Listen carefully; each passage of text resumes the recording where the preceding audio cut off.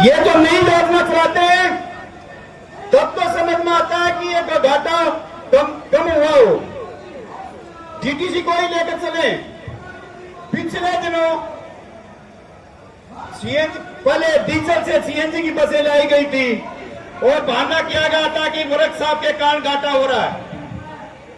DTC की जितनी बसें थी सबको प्राइवेट मुरक साहब दिया गया, लेकिन फिर भी घाटा बढ़ता चला गया। साथियों, यदि घाटा डीटीसी के कर्मचारियों द्वारा था, मुरक साहब काम नहीं कर रही थी, उसके बाद प्राइवेट मुरक साहब आ गई और ईंधन भी सस्ता हो गया। डीटीसी की खुद की गाड़ियां थी और उनको ठीक करने वाली कंपनियां प्राइवेट थी। तो साथियों, ये घाटा फिर कम क्यों नहीं हुआ? आज की वर्तमान स्थिति क्या है? पिछले 15 सालों से डीटीसी के बेड़े में एक भी नई बस तो दूर की बात है, कोई एक भी टायर नहीं खरीदा गया। टायर एक भी डीटीसी का। आप लोगों के सामने जो बीच में जो बसें चल रही है उस पर लोगों तो डीटीसी का है, लेकिन उसको चलाने वाले प्राइवेट मालिक, उसका खुद का ड्राइवर, कंडक्टर डीटीसी का, और फिर भी घाटा बढ़ता जा रहा है। एमडी साहब से मीटिंग की गई पिछले दिनों, जब एक परिवार का मुखिया कहता है कि डीटीसी की बसें हम इसलिए नहीं खरीद रहे क्योंकि भ्रष्टाचार का आरोप लग जाएगा। यदि किसान भी ये सोचेगा कि जी मैं फसल जो बो रहा हूं वो उगाने से पहले यदि उसमें कीड़ा लग गया, फफूंदी लग गई, ओलावृष्टि हो गई, पानी आ गया, किसी की बसें इसलिए नहीं ला रहे कि डीटीसी के एक्सीडेंट होते हैं, उनके लिए कोर्ट में घूमना पड़ता है, और ये पति प्राइवेट बसें जंतर मंतर पे धरना प्रदर्शन कर रहे हैं।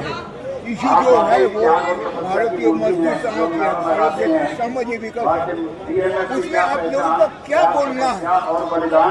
आज कर्मचारी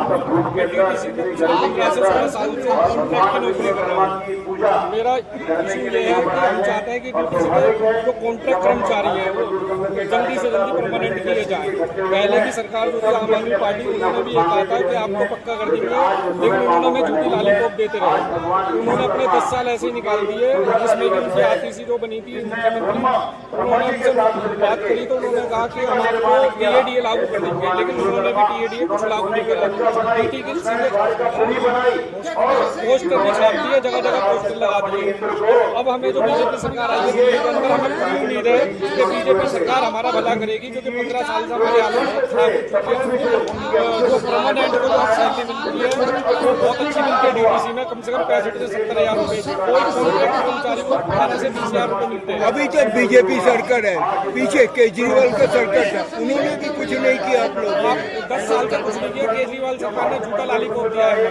तो अभी बीजेपी सरकार के पास अपने को क्या रखना चाहिए? हमने हमारी कई बार उनको लिखने दी दिल्ली के अंदर 10 साल से कोई बस नहीं आई है डीटीसी, दिल्ली के अंदर डीटीसी की बस आई है। और क्या नाम है, हमारी पहली बात यही है क्या नाम है कि हमें परमानेंट किया जाए, पक्का किया जाए। कितने कर्मचारी है? हम 10,500 कॉन्ट्रैक्टर कर्मचारी हैं, कंडक्टर, और 4.5 हैं हमारे driver. Thank you very much. आपका नाम? धरना प्रदर्शन में बैठे हैं, इशू बहुत है। आज का दिन भी आप लोगों ने धरना प्रदर्शन करे, कारण क्या है? सर, ये धरना प्रदर्शन नहीं है, ये भारतीय संस्कृति के हिसाब से जो हमारे विश्वकर्मा जी भगवान हैं उन्हीं की ही एक स्तुति के लिए प्रोग्राम रखते हैं। पहले ये रखते थे हम इंदौर में, लेकिन अब ये रखते हैं ये वर्ल्ड वाइड। पहले क्योंकि मजदूर दिवस जो मनाया जाता था 1 मई को, लेकिन हमारी सभ्यता के हिसाब से ये मजदूर दिवस आज ही के दिन होता है। आपका नाम? मेरा नाम सतीश कुमार भाटी, दिल्ली विद्युत मजदूर संघ का मंत्र पे हो रहा है, क्या इशू है? इशू तो बहुत कुछ है, लेकिन आप लोगों को क्या इशू है? मैं संजय पंडित, डिप्टी जनरल सेक्रेटरी, दिल्ली परिवहन मजदूर संघ। पहला तो यह है कि 17 जो सितंबर है, आज विश्वकर्मा जी का जन्मदिन है, वो हम धूमधाम से मना रहे हैं। दूसरा इशू, लगातार 15 से 18 साल हो गए हमारे कॉन्ट्रैक्ट कर्मचारियों को, जो पिछली सरकारों ने नहीं किया, उसी धरने पे ये सरकार भी अब चल रही है। ना तो इस विषय में कोई आश्वासन मिल रहा है कि कब से कब तक ये किया जाएगा।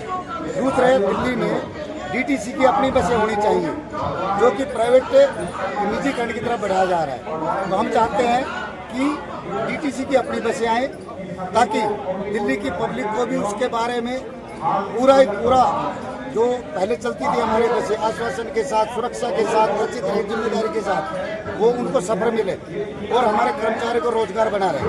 डीटीसी के जो कर्मचारी हैं, चाहे वो चालक हो, कॉन्ट्रैक्टर, चाहे कंडक्टर हो, आज ये व्यवस्था हो रही है कि प्रताड़ित मैनेजमेंट की तरफ से भी, सरकार की तरफ से भी योजना ऐसे केजरीवाल सरकार ने किया, ऐसे कांग्रेस का, उसी डरे पे हमारी भाजपा सरकार भी जाती हुई नजर आ रही है। जो परिवहन मंत्री है, कोई आश्वासन दिए आप लोग? परिवहन मंत्री से अभी हम 2 दिन पहले मिले थे, लेकिन उन्होंने सारी बातों को वही गोड़ मोड़ करके घुमा दिया। डायरेक्ट क्लियर आश्वासन नहीं दिया कि मैं कर्मचारियों को इतने तारीख से पक्का कर रहा हूँ, बेसिक दिए दे रहा हूँ या उनके लिए कार्य कर रहा हूँ। आप अपना नाम बताइए। मेरा नाम संजय पंडित, डिप्टी जनरल सेक्रेटरी, दिल्ली परिवहन मजदूर संघ।